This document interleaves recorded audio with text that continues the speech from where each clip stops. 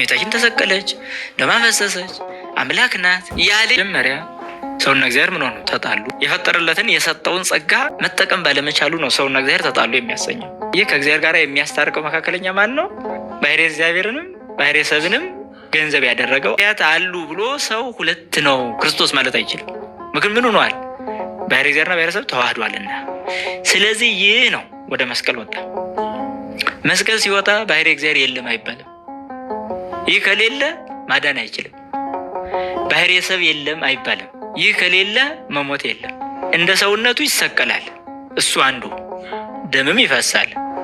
እንደ አምላክነቱ ደግሞ ያ ደም መለኮታዊ ደም ስለሆነ ዓለምን ያድናል፣ እርቅ ይፈጽማል ማለት ነው። ለዛ ነው ከራሱም ጋር ከአባቱም ጋር አስታረቀን ማለት ነው።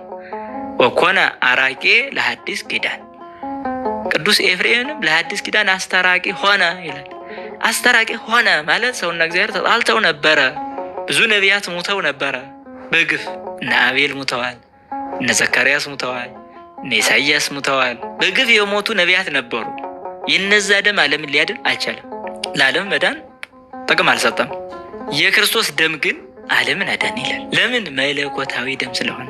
ለምን? ባሕርየ እግዚአብሔርን የተዋሃደ ደም ስለሆነ። እስመ ብዙኃን ነቢያት ወጻድቃን ሞቱ ወአልቦ ዘበቁአ ሞቶሙ ወዘ ክርስቶስሰ አድኃነ ዓለመ። ሊቁ ቅዱስ ቄርሎስ ብዙ ነቢያት ሞቱ፣ ብዙ ጻድቃን ሞቱ አለ። ከክርስቶስ በፊት ስለነበሩ ነቢያትና ጻድቃን ሞት ሲናገር ያ ሞታቸው ግን ዓለምን አላዳንም አለ። ወአልቦ ዘበቁአ ሞቶሙ ነው የሚለው። ሞታቸው ዓለምን ለማዳን አልጠቀመም። በሲኦል ተግዘው ለነበሩ ነፍሳት ነፃነትን ሊያውጅ የቻለ የአንድ ነቢይ ሞት እንኳ የለም። የክርስቶስ ግን አለ ዓለምን አዳን አለ። በቃ ለምን? መለኮታዊ አካል ስለሆነ በመስቀል ላይ የዋለው። ስለ ኢየሱስ ክርስቶስ ቤዛነት ቤተክርስቲያናችን የምታስተምረው የሐዋርያትን ትምህርት ነው።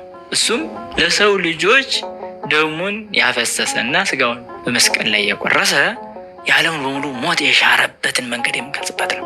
በወርቅ የዋጃችሁ የገዛችሁ አይደለም በደሙ ነው ብሎ ሐዋርያት አስተምረው ነው። ስለዚህ ይህን ነው ቤተክርስቲያን የምታስተምረው። ይሄን አይደለም ብሎ ሊናገር የሚችል ሐሰተኛ ማን ነው? እንደገና ደግሞ ስለ እመቤታችን ቤዛነት ስናወራ የክርስቶስን በመስቀል ጋር ካሉ ለማምታታት የሚፈልግ ካለ ደግሞ ይህ ሕሊናቸው ይመሰክርባቸዋል እንደሌለ። እመቤታችን ተሰቀለች፣ ደም አፈሰሰች፣ አምላክ ናት ያለ የለም። እኔ በጣም የሚያሳዝኑኝ እንዳልን አድርገው የሚናገሩ ሰዎች ናቸው።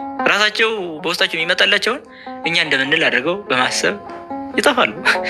በጣም እኮ የሚያሳዝን ነገር እኮ። ሲያወሩ ስንሰማም እኮ ብዙዎች ሲያወሩ በቃ ቤተክርስቲያን እንደምትል አድርገው ነው የሚያስቀምጡት። አይደለም።